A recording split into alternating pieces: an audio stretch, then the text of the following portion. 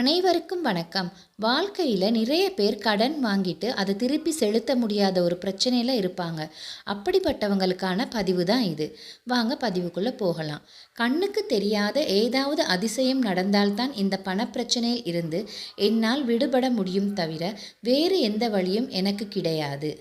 கடனை அடைக்கும் அளவுக்கு வருமானம் வரவில்லை, நகையும் இல்லை. ஆனால் கடன் மட்டும் தகுதிக்கு மீறி வாங்கி செலவு செய்துவிட்டோம். ஏதோ ஒரு காரணம் இருக்கும். இந்த இக்கட்டான சூழ்நிலையில் இருந்து நான் வெளிவர வேண்டும் என்றால் என்ன செய்வது? இக்கட்டான சூழ்நிலைகளை கொடுப்பது நம்முடைய கர்ம வினைகள்தான். நாம் செய்த பாவங்கள்தான்.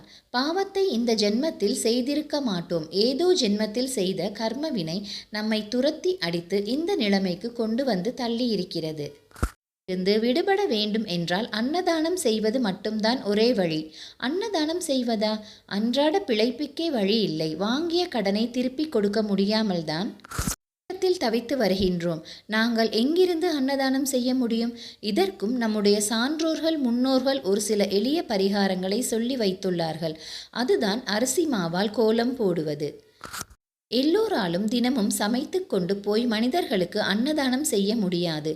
மனிதர்களுக்கு கொடுத்தால்தான் அது அன்னதானம் என்று அர்த்தம் கிடையாது. வாயில்லா ஜீவன்களுக்கு போடப்படும் சாப்பாடும் அன்னதானம்தான். வாசல் தெளித்து அரிசி மாவால் கோலம் போட்டால் எறும்பு, குருவி இது போல வாயில்லா ஜீவன்கள் வந்து அதை சாப்பிட்டு விட்டு நம்மை வாழ்த்தும். ஆனால் இன்று அதற்கும் வழியில்லாமல் போய்விட்டது.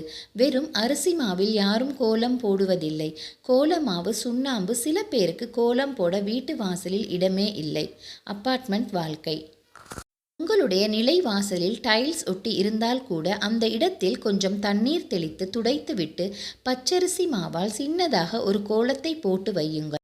4 எறும்புகள் வந்து சாப்பிட்டு சென்றாலும் உங்களுக்கான புண்ணியம் வந்து சேரும். வாசலில் எறும்பு சாக்பீஸ் கிழித்து விட்டு கோலம் போட்டால் எறும்புகள் வந்து சாப்பிடுவதற்கு வழி இல்லை.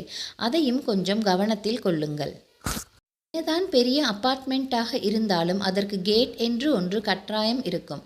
வீட்டிற்கு வெளிப்பக்கத்தில் இரவு தூங்க செல்வதற்கு முன்பாக கொஞ்சம் பச்சரிசியையும் வெள்ளத்தையும் கலந்து உங்கள் வீட்டு நிலைவாசலுக்கு வெளியில் தூவிவிட்டு பாருங்கள். இரவு நேரத்தில் சின்ன சின்ன பூச்சிகள், சின்ன சின்ன எறும்புகள் எல்லாம் உணவு தேடி வரும்.